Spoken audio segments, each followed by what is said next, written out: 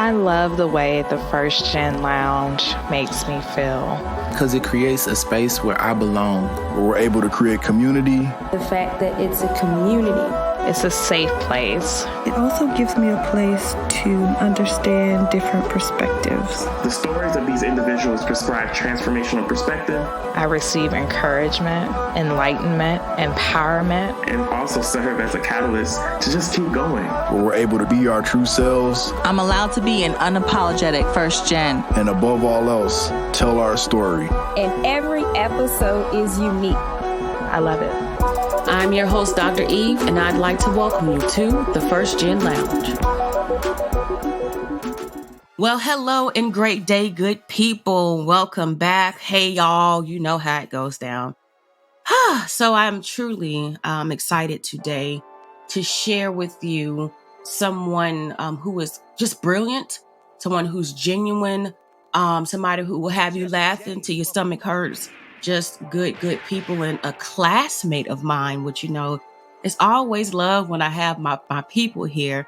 But I have the newly minted Dr. Marvin L. Tiller Jr. up in here, y'all. Doc, what's up? Hey, what's going on, Doc? How are you? Man, ain't this crazy? We were just sitting on the yard, just, you know, two crazy people at show, and look at us now. Wow, everything is everything. Thank you for coming on to the show. I appreciate you. Thank you for the opportunity. Oh my goodness, you're so very welcome. And I am so thrilled to finally learn what about you I didn't know, right? Things I don't know about you. Because I mean, it's one thing to sit and, like you said, to be in passing, to laugh, to just kind of have conversations, you know, like here and there, right? But I think to watch your journey unfold over the years and to more recently learn that you are a first generation college graduate, I was like, what? Marvin? But I'm excited about that. So, I want to jump into it. Tell us who you are. Well, so thinking about that question, I think who I am is I'm someone who didn't allow what was negatively spoken over me to determine my destiny. Growing up in the projects, if you will, and, growing up in the hood, you get that stigma or, that you get that label that this is someone who we already know what their destiny is. And, just the fact that, people were like, yeah, he won't graduate high school. He'll get to high school, but he'll be a dropout. And I'd already had it in mind that I was going to, go to a community college and then go to Towson for my degree in English. But I had a mentor who happens to be a frat brother tell me, you need to expand your borders. There's more than just what you see here. And so ended up by hook and crook and by divine intervention, I ended up at Shaw University, got a phone call from one of the band members on a Wednesday saying, you're on the list to be here for band camp on Saturday. Didn't get a letter or anything from the university with an ID number or anything saying that I was accepted. And so it threw me. And so, long story short, and I tell people all the time, I went to Shaw with just one suitcase, a packet of applesauce, a Bible, concordance, and bed linen. That's it. So looking at my roommate coming in here with TVs, radios, computers, and the whole 9 yards, and I'm looking real bare on my side, it was crazy. But, I'm someone who defeated the odds and, didn't let what was said about me determine my future outlook. And so that's one thing, I'm truly grateful for, that, I just continue to work and do the work. I continue to work and do the work. And it's a lot of work to be done. It's a lot of work to be done, especially as we're, first generation, we are minorities and we went to HBCUs. I think that going to the HBCUs and being Black people, honestly, our superpowers. But I think that there's something to be said about what that means to the rest of society. Because to be Black in America, to me, means to also have a resilience. That's what I mean, right? Because of what has happened here historically, and then to think about, as people have said, we are our ancestors' wildest dreams, to be sitting here, doctors and professionals, and to be educated, and then to be cultivated, right, at an HBCU. Because there was something special about having gone to a place where we didn't have to worry about race in terms of like the political atmosphere, and we could just be intellects and be all the things and be from the hood and still come together and be invested in to go off in the world and to do great things like what you have been able to do, Doc. So I'm extremely proud of you, and just want to say how much I celebrate you again and what you've been able to accomplish in spite of what you were told, especially as a Black man. Which then brings me to a question, thinking about being a Black man and having a mentor. What have you done to find mentors? Because I think mentorship is really critical for our success. And depending on who you are, you may or may not want a mentor, but you did mention having one, and I love having mentors. So how do you, seek out mentorship? How do you even identify in your life that you need a mentor for something? So it's crazy because this same mentor, he didn't know at the time that he was planting those positive seeds in my life and being that father figure that I did not really have growing up. So I met my mentor as a freshman in high school. He was the band director. He was the band director at my high school. Shout out to Edmondson Westside High School in Baltimore. And it's crazy, when we first met, I tell people all the time, I love the story of how we encountered, because I was a musician. And so in middle school, I was a musician. And so the thing was, if you go to this particular middle school, you have to go to this particular high school to keep it going, to keep things going. And so I had determined it in my mind, I was not playing in the band when I got to high school. I know what the rep of the school is. I'm just trying to get in here, get my learning on, and get on out of here. Second semester, I go to last period, music styles instruction. I sit there, do my warm-up assignment. Here I am thinking, okay, I'm going to beast through this class because it's going to be a brief. He picks up my paper, reads it, and says, "Were you in the band?" I said, "Yes, sir, I was." He said, "What school did you go to?" I said, "I went to West Baltimore Middle School." He said, "Betty McLeod was your director?" "Yes, sir." "Why are you not in this band?" And so I gave him this whole spill of excuses as to why. He said, "I'm not having it. I need you to go across the street to the counselor's suite and tell them to put you in the band class." Long story short, I get in the band class. I learn to play the tuba, changed my life.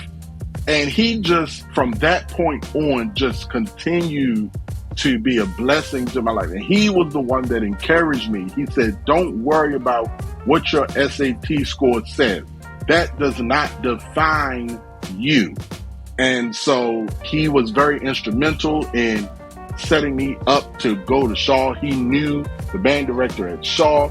So that's how I was able to get my application and things completed. And so he just continues, even to this day, modeling what it is to be a good man, a good role model. And I am just forever indebted and blessed to have if you don't have a Stanley Brown in your life, I don't know what's wrong with you.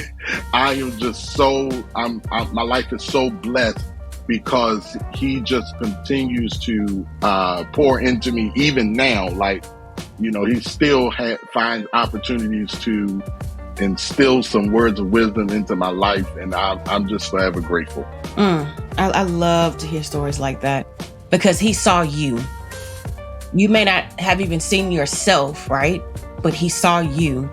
And I think a lot of times it's even more divine of how God sees us and he uses other people to pull us out of our own way, to pull us up, to just do all the things that we don't always recognize because of who we are, what we've been through. I love that. And so what I want to know from you is how then have you been able to go back and do the same thing for other young Black men? So I have been an educator. I'm knocking on the door of 10 years as an educator in the Baltimore City schools. Come on now. And I'm just, there a lot of reform needs to happen in our educational system. The one thing that I am grateful for is the opportunity to be an example to other young Black men. And so I was privileged to teach a course on American government one year, and I met a student. The relationship didn't start off good. When you're a new teacher in a new environment, sometimes, it takes a little adjusting. And so the more, I stayed on the student, the more, they begin to, he in particular began to, warm up and see this isn't some guy who's just here to earn a check, but he's here, he really cares. And so, and even after I moved on and went to serve at another school, he reached out to me on a random day and let me know. And because, I put a lot of emphasis on, college and career readiness, and, I'm always pump up my alma mater, Shaw University, wherever I go. People often call me a walking billboard because I think most of my attire is some type of paraphernalia. But that's a whole nother story. He reached out to me and he said, because, I got an acceptance letter to go to college, and you'll never guess what college it is. I said, well, what college is it? He said, I'm going to Shaw University. And that blew me away because, and he said, thank you for staying on me and encouraging me along the way.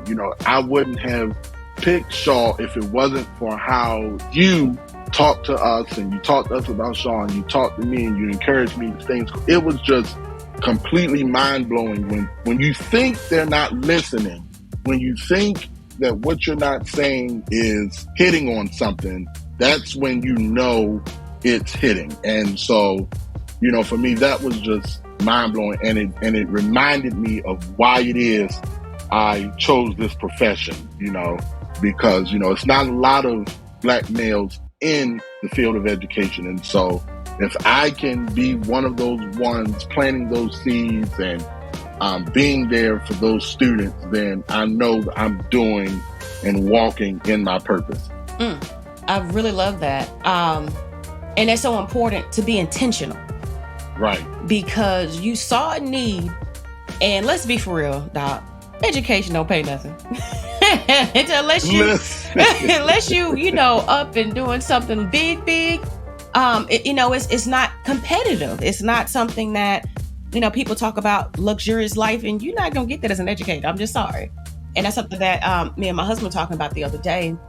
It's the people go to school, and sometimes what they major in doesn't match up with the life that they want, or they say they want, but they don't see that. They don't know that. But getting back to what you were saying, or to what you were talking about, for you to say, I see that there's a need and I'm willing to take that risk because it's more meaningful and more impactful to do this work. I tell people moving into education, it's divine placement, because there's nothing else that would make somebody, and maybe the schedule. I mean, let's be for real. Who gonna complain about summers off?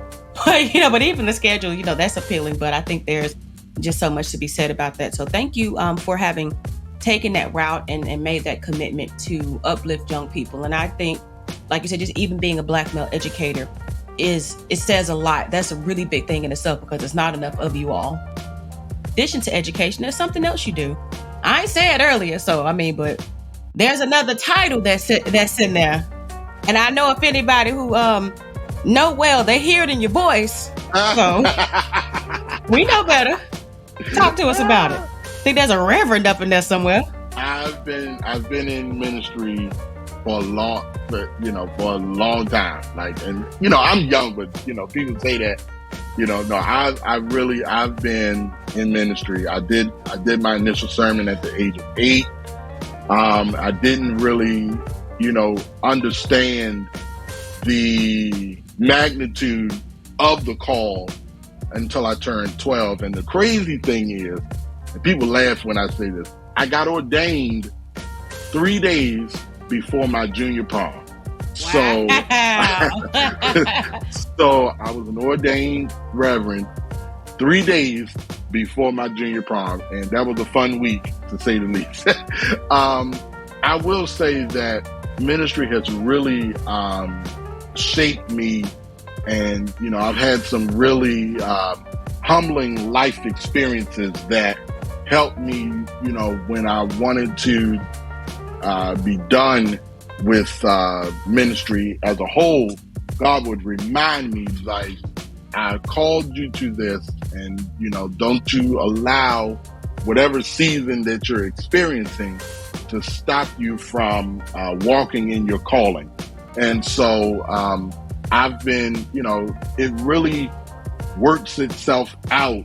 People don't have to, it doesn't take long for people to see, the light that's on you. And, I encourage people all the time. And I tell people, you may be the only Bible that somebody is reading. They may not read a physical in hand or on their app Bible, but they'll see you in the way you walk and what examples you're setting.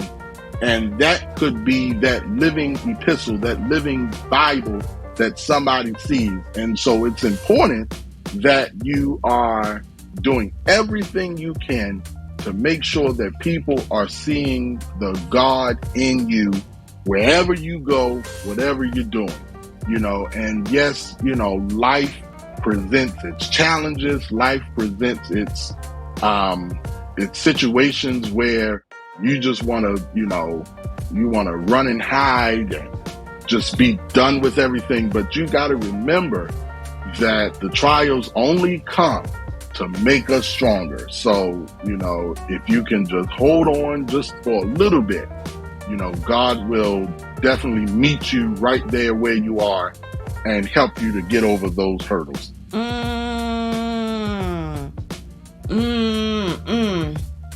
Here's what I want to know, Doc. A fork in the road, ministry and education. And you've been doing ministry all your life, right? Why didn't you make that more of your thing versus education? I'm just really curious, because I know they had to be a battle. So I don't look at education as like a second job or anything like that. For me, education is a calling. It's a ministry. Education for me is a ministry. So I don't see it as, being bivocational, if you will. I see myself working in ministry, whether I am behind a pulpit or whether I'm behind a desk in a classroom. It's both. It's both a ministry. You're serving people. And so, in the classroom, whether it's, the students, your administrators, your students, the parents, and other stakeholders, you're serving them. In the pulpit, it's the congregation, it's your deacons, your trustees, other ministry leaders. In both cases, you are serving.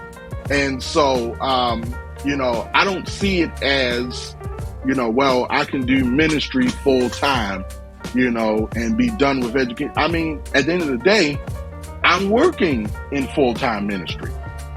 Whether I'm, and now, do I desire to pastor full-time? Absolutely.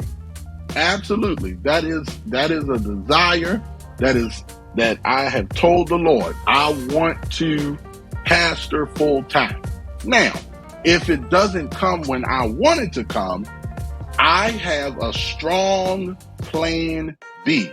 But again, I don't see it as a plan B. For me, it's still a ministry.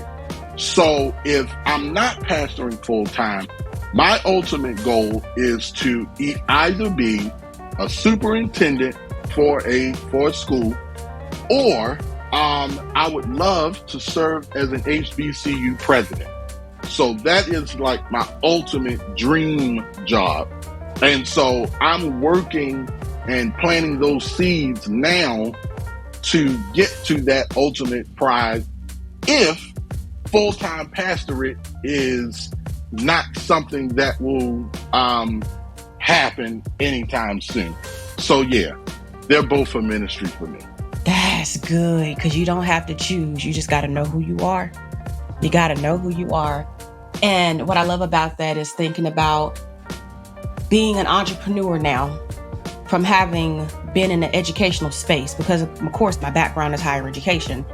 And I was trying to think, before I'd even made the choice to say, hey, I'm just going to go ahead and focus on this part of my life. I'm just going to go ahead and focus on the healing that I also have to do right now. Because I took off, Doc, not because I was trying to leave higher education, but because I was taking a break.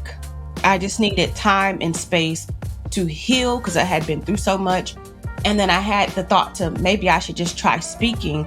And then speaking became here I am 6 years later, and speaking, stores, schools, so to be able to innovate, right? But similar to yourself, what I had to do was realize who I am is who I'll be no matter where I am. It's the work that I'm doing and who I'm serving that makes the difference. And so I'm always an educator at heart, at my core, but you can educate people in a lot of ways. And so that's just, it's so to even think about, to minister to them, to be the example, to be the leader.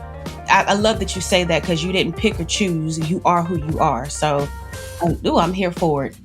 This conversation is going by so fast. I'm looking like, my goodness, we can talk for a long time, but something that I'd like to know from you is, what do you think has helped you be successful, in all that you've been able to do thus far? Having a circle of accountability people. I'm blessed to have friends, not just friends in ministry, not just friends in education, but friends outside of those professions who hold me accountable and keep me humble. And I pray this prayer often, Lord, the higher you take me, please keep me humble. Please keep me humble, because I see it all too often. People get title, people get position, and they get a big head. And it's like, you gotta remain humble and remain focused on the end goal. And so I'm grateful for the friends that, Doc, my life, if I had to give a title to my life and my journey, from growing up to now, it would simply be ordered steps. God strategically orders my steps. And I don't, some things you didn't understand in the moment, like, and I tell people, I failed the 6th grade. I transitioned out of public school to private school, and, didn't really pan out great. And so I ended up having to go back to public school and repeat the 6th grade. But, I think about that now. And as I think about that, I think about the people that I met along that journey. And it's crazy, like, God just continues to strategically place me in the right place at the right time among the right people. And so, I am grateful for that, and I don't take his ordered steps for granted. And so, again, I'm grateful for my circle of friends and family members too, who keep me rooted and grounded. And I am just so privileged for that. I felt that, and I understand that. 109%, I'll say. So that's a good one. Shout out to your friends. Hey, friends, because I know they listening. Hey, y'all. My goodness. So as we're bringing this conversation, to its end for now, and again, we can just talk over and over again. We probably have to come back. Let's do something. We're going to talk again in some kind of way. I look forward to it. Look, me too. But what I want to know is, what is a piece of advice or wisdom that you would like to leave us with? So there are 2 things. Number 1, be unapologetic about your self-care. Be unapologetic. And unfortunately, this was a lesson I had to learn later in life. People will work you and use you until you're just completely drained. Truth is, I'm tired. Options are few. And so you have to be unapologetic about looking out for yourself. It's not being selfish. It's called good stewardship.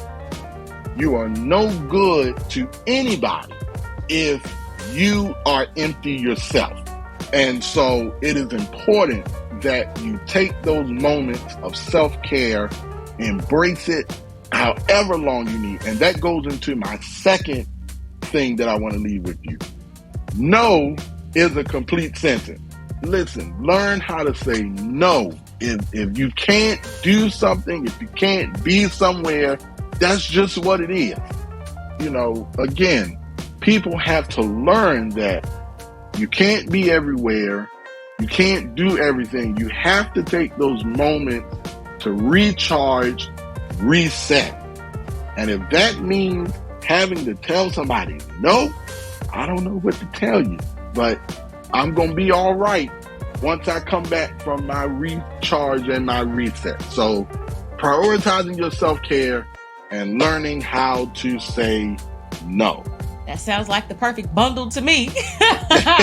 And no, it's self-care. So, you know, I heard that. I'm having to still learn that. It's a progression. It's an ongoing thing, you know, that we have to continuously look at things and reassess. And that no, the more you say it, the easier it gets. So I guess I'll say that too. You don't just have to be like, no. But I love those. And I wasn't expecting the self-care one, brother. But I tell you, I appreciate that one. That was a good one. I was like, wait a minute, did he just say that? He sure did. You heard it from the doc. Well, all right. At this point, is there can you tell us on the internet where we can find you, how people who want to connect with you can connect with you? What that look like? So you can find me on Instagram. I am at Dr. M.L. Tiller Jr. I am on the Twitter space at Dr. Tiller 1914. And you can find me on Facebook as well using the same tag as my Instagram, Dr. M.L. Tiller Jr. Would love to connect. Would love to reach out. Thank you so much, Doc. Well, look, y'all, I appreciate y'all for sitting with us today. I just hope that you are as full about this conversation as I am. Doc, you dropped some bars. I was like, I should have took out my notepad. I'm like, dang, but I get to listen to the replay before everybody else, because my goodness, there was definitely some highlights in this. But again, I just want to thank you for coming on today, for sharing your story, for imparting your wisdom on us, to be able to just go off and be great in life. And then again, to those of you who've listened, please be sure to connect with Dr. Tiller. And he's just a good person, like, you know, just good people. But on that note, again, thank you for what you do and what you will continue to do. Continue to change the world in only the way that you can, Doc. Until the next time. All right, y'all, we'll catch up.